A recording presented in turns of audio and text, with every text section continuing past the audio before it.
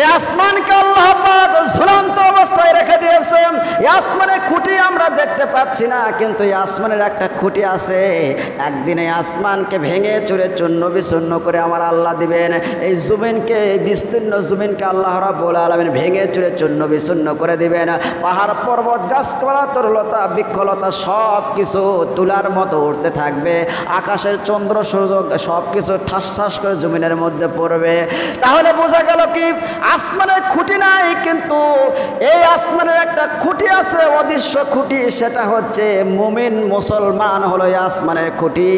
যখন মুসলমান থাকবে না, আল্লাহওয়ালা থাকবে না, এই খুঁটি যখন থাকবে না, সেই সময় আমার আল্লাহ আসমান জমিনকে ধ্বংস করে দিবেন। বলুন আল্লাহু আকবার। আলহামদুলিল্লাহ, সর্বাগ্রে সর্বপ্রথম সেই মহান আল্লাহ পাকের দরবারে লাখ কোটি শুকরিয়া জ্ঞাপন করে নেই, যেই মহান রব্বুল আলামিন এই বিপর্যয়, দুর্যোগময়, সংকটপূর্ণ, বিভীষিকাময় পঞ্জীবিত জমাট বাঁধা ধার থেকে, আকাশের এই প্রতিকূল অবস্থার মধ্য হইতে আল্লাহ পাক আমাদেরকে ছাঁটাই বাছাই করে, মনোনীত করে, পছন্দ করে দুনিয়ার মধ্যে সব চাইতে ভালো জায়গা, উত্তম জায়গা, শ্রেষ্ঠ জায়গা, আহাব্বুল বিলাদি ইলাল্লাহি মাসাজিদুহা, আল্লাহর ঘর মসজিদের মধ্যে এসে বসে কোরআন এবং হাদিস থেকে কিছু কথা বলা এবং শোনার তৌফিক দান করলেন। সেই মাবুদের দরবারে একবার কালিমাতুশ শুকরিয়া আদায় করি। সকলে জবান ছেড়ে পড়ে নেই আলহামদুলিল্লাহ। আর একটু জোরে বলেন আলহামদুলিল্লাহ। রব্বানা লাকাল হামদ, বলেন হামদান কাসীরান তাইয়িবান মুবারাকান ফীহি ইয়া রাব্বি লাকাল হামদু কামা ইয়ানবাগি লিজালালি ওয়াজহিকা ওয়া আযীমি সুলতানিকা। আমরা মহান আল্লাহ পাকের দরবারে শুকরিয়া জ্ঞাপন করে নিলাম যে আল্লাহ পাক আমাদেরকে লক্ষ লক্ষ কোটি কোটি মানুষের মধ্যে হইতে ছাঁটাই বাছাই করে, ফারেক করে আহাব্বুল বিলাদি ইলাল্লাহি মাসাজিদুহা, এমন একটি জায়গায় বসার তৌফিক দান করেছেন, যেই জায়গাকে আল্লাহ নবী বলেছেন দুনিয়ার মধ্যে সব চাইতে ভালো জায়গা। ওয়াবগজুল বিলাদি ইলাল্লাহি আসওয়াকুহা, এবং দুনিয়ার মধ্যে সবচাইতে খারাপ জায়গা কোনটি বলেন তো? মাশাআল্লাহ, আপনারা তাহলে জানেন দুনিয়ার মধ্যে সবচাইতে নিকৃষ্ট জায়গা, খারাপ জায়গা হচ্ছে বাজার। কিন্তু আমাদের কাছে যখনই আমরা পাই আজার, তখনই যাই বাজার, ঠিক কিনা বলেন? কিন্তু হাদিস অনুযায়ী সবচাইতে ভালো জায়গা আল্লাহর ঘর মসজিদ। এই ঘরের মধ্যে এসে যদি আপনি ওযু অবস্থায় বসেও থাকেন, আল্লাহর ফেরেশতারা নেকি লিখতেই থাকে।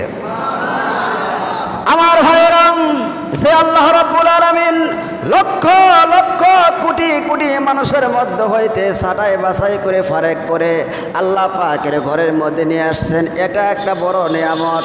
আর দ্বিতীয় নাম্বার নিয়ামত হলো নামাজের পরে আল্লাহ রাব্বুল আলামিন আল্লাহর কোরআন এবং নবীর হাদিস থেকে কিছু কথা শোনা এবং মানার তৌফিক দান করলেন। যে আল্লাহ পাক শোনার তৌফিক দান করলেন, হাদিস শরীফের মধ্যে আল্লাহর নবী বলেন, মান ইউরিদুল্লাহু বিহি খায়রান ইউফাক্কিহু ফিদ্দীন, আল্লাহ পাক যাকে ভালোবাসে, পছন্দ করে, আল্লাহ পাক সেই ব্যক্তিকে কোরআনের জ্ঞান দান করেন। আমার মুসলমান ভাইরা, এত মানুষের মধ্যে সেই আল্লাহ পাক আপনি আমাকে ভালোবেসে পছন্দ করে আল্লাহর ঘরের মধ্যে বসার তৌফিক দান করলেন। আল্লাহ পাক বলে, বান্দারে তোমার নিজের ইচ্ছায় তুমি পারো নাই। অনেক মানুষ এসেছিল যারা নামাজ পড়েছে আবার চলেও গেছে, অনেক মানুষ আসে নাই, মসজিদের মুয়াজ্জিন সাহেব আজান দিয়েছে, কানের মধ্যে আজান কিন্তু পৌঁছে গেছে, ঠিক কিনা বলেন? এখন তো আর সেই আগের যুগের মতো মুখ দিয়ে আজান দেওয়া হয় না, মাইক দিয়ে চারদিকে চারটা মাইক ছড়াইয়া দেওয়া হয়েছে, মানুষের কানে কানে আজানের আওয়াজটা মানুষের কর্ণকহরের মধ্যে পৌঁছে যায়। আল্লাহ পাক অনেক মানুষের অন্তরের মধ্যে এমন মোহর মেরে দিয়েছে, আজান শোনার পরেও মসজিদে আসে না, ঘাড় কাত করে বাজারের দিকে চলে যায়। জোরে বলুন ঠিক কিনা? আল্লাহ পাক বলে, বান্দারে যখন তুমি নিয়ামত পাও, নিয়ামত পাওয়ার পরে আমার শুকরিয়া আদায় করো। লা ইন শাকারতুম লা আযীদান্নাকুম ওয়া লা ইন কাফারতুম ইন্না আযাবি লাশাদীদ। আল্লাহ রাব্বুল আলামিন সূরা ইব্রাহিমের 7 নম্বর আয়াতের মধ্যে বলেন, বান্দারে যখন তুমি আমার নিয়ামত পাও, নিয়ামতের নিয়ে শুকরিয়া আদায় করো, লাযিদান্নাকুম, অবশ্যই অবশ্যই আমি আল্লাহ তোমার নিয়ামতকে বাড়ায় দিব। জোরে জোরে বলুন সুবহানাল্লাহ, আরো জোরে বলুন সুবহানাল্লাহ। আমার মুসলমান ভাইরা, আল্লাহ রাব্বুল আলামিন 18,000 মাখলুকাত মতান্তরে আল্লাহ পাক দুনিয়াতে পাঠায় দিয়েছেন। তার মধ্যে সর্বশ্রেষ্ঠ উত্তম মাখলুকাত হচ্ছে মানুষ, আশরাফুল মাখলুকাত। আল্লাহ পাক কোরআনে কারিমের মধ্যে বলেন, লাকাদ খালাকনাল ইনসানা ফি আহসানি তাকওয়িম। আল্লাহু আকবার।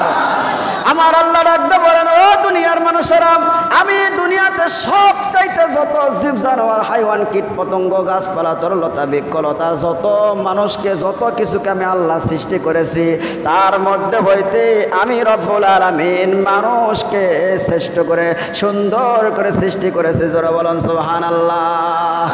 এই মানুষকে আমি রব্বুল আলামিন সব চাইতে সুন্দর করে সৃষ্টি করলাম, কিন্তু এই মানুষ দেখা যায় সব চাইতে খারাপ কাজ এই মানুষেরাই করে। জোরে বলেন ঠিক কিনা? আমার মুসলমান ভাইয়েরা, মানুষের মধ্যে আবার ভাগ আছে। অনেক মানুষ আছে এই দুনিয়ার মধ্যে, হিন্দু আছে, খ্রিস্টান আছে, বৌদ্ধ আছে, নাসারা আছে, আবার মুসলমানও আছে।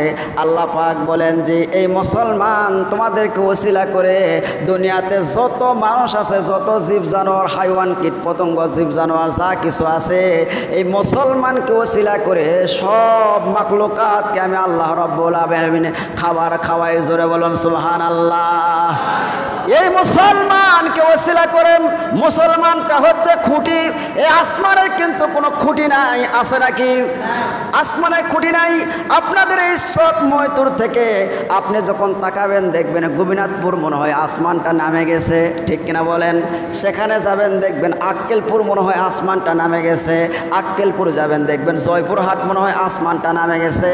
আপনি যেখানে যান না কেন তামাম আসমানটা আল্লাহ রাব্বুল আলামিন ছাতার মতো বানায় দিয়েছে, কিন্তু একটাও খুঁটি নাই। খুঁটিবিহীন এই বিশাল আসমানকে আল্লাহ রাব্বুল আলামিন ঝুলান্ত রেখে দিয়েছেন। জোরে জোরে কন্যা আল্লাহু আকবার। আমার মুসলমান ভাইয়েরা, এই আসমানকে আল্লাহ পাক ঝুলান্ত অবস্থায় রেখে দিয়েছেন। এই আসমানে খুঁটি আমরা দেখতে পাচ্ছি না, কিন্তু এই আসমানের একটা খুঁটি আছে। একদিন এই আসমানকে ভেঙে চুরে চূর্ণ বিচূর্ণ করে আমার আল্লাহ দিবেন। এই জমিনকে, বিস্তীর্ণ জমিনকে আল্লাহ রাব্বুল আলামিন ভেঙে চুরে চূর্ণ বিচূর্ণ করে দিবেন। পাহাড় পর্বত, গাছপালা, তরুলতা, বৃক্ষলতা সব কিছু তুলার মতো উঠতে থাকবে। আকাশের চন্দ্র সূর্য সব কিছু ঠাস ঠাস করে জমিনের মধ্যে পড়বে। তাহলে বোঝা গেল কি আসমানের খুঁটি নাই, কিন্তু এই আসমানের একটা খুঁটি আছে, অদৃশ্য খুঁটি। সেটা হচ্ছে মুমিন মুসলমান হলো এই আসমানের খুঁটি। যখন মুসলমান থাকবে না, আল্লাহওয়ালা থাকবে না, এই খুঁটি যখন থাকবে না, সেই সময় আমার আল্লাহ আসমান জমিনকে ধ্বংস করে দিবেন। বলুন না আল্লাহু আকবার। আমার